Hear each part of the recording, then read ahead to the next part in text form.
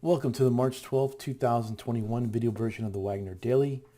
My name is Rick Petticelli, and once a week this video replaces the written commentary portion of our report.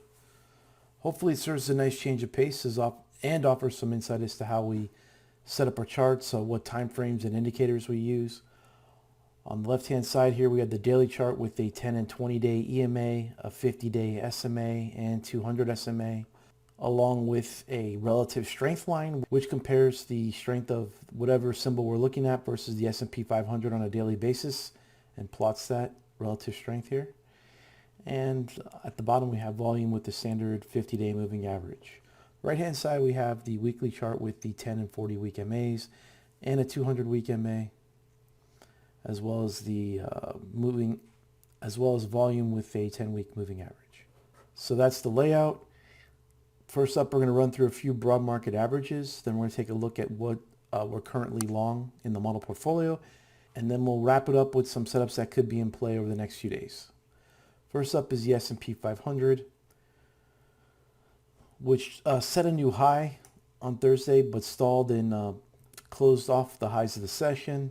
But still, this is an impressive recovery from a break of the 50-day MA on 3-4, which forced our timing model to go into buy mode on the S&P 500 based on the price action reclaiming the 20-day EMA on 3.9 and holding above the 20 on 3.10 with the 10 and 20-day EMAs turning up. That's all positive price action. We've yet to see a follow-through day in the S&P 500, but given that it was only a 5% pullback, I don't see that as a problem. In the short term, if the S&P is unable to push through Thursday's high, we look for the price action to chop around and find some support at the rising 10-day EMA. The NASDAQ composite reclaimed the 20 and 50-day moving averages on Thursday, which is a positive sign. However, the NASDAQ did pull back about 12% off the highs, so we'd like to see a follow-through day print to confirm that a tradable bottom is in place, and we have yet to see that. With a 2.5% advance, Thursday's session definitely had enough power. There was enough percent gain there, but volume fell short of Wednesday's pace, so officially not a follow-through day.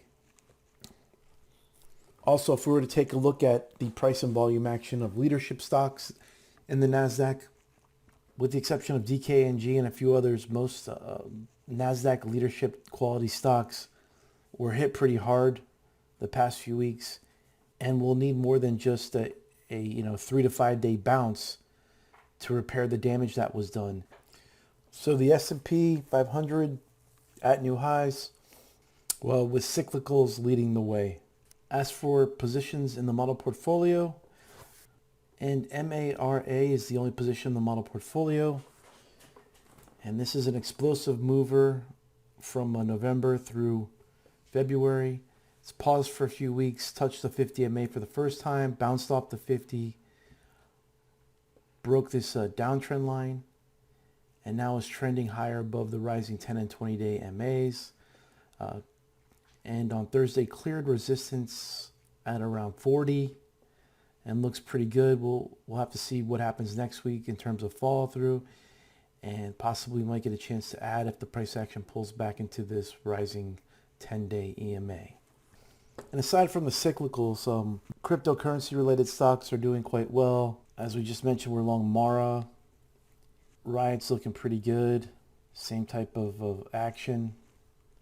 There's CAN, which has already exploded out to new highs, which was called out in the live trading room on Slack on Tuesday.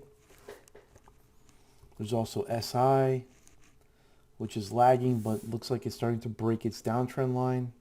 And Futu, which also is lagging the others, but still pretty decent price action.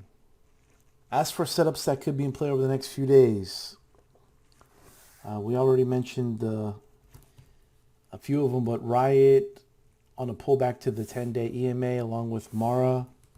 So if the price were to go up another day or two and then go sideways, or even if they were to tread water for another day and allow the 10-day EMA to catch up, that could offer a low risk buy point. Then we have Uber, which cleared its downtrend line and pushed through some resistance around the 57.58 area. See if the price can chop around for a bit and allow the 10-day EMA to catch up, which would present the low risk buy point. Then we have Twitter, which is one of the very few stocks that remained in a strong uptrend.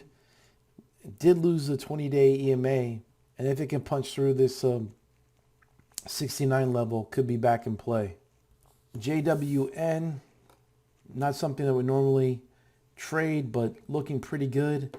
You can see on the weekly chart, stalled at the 200-week MA, has put in a solid base here above the rising 50 with a few tight days in a row.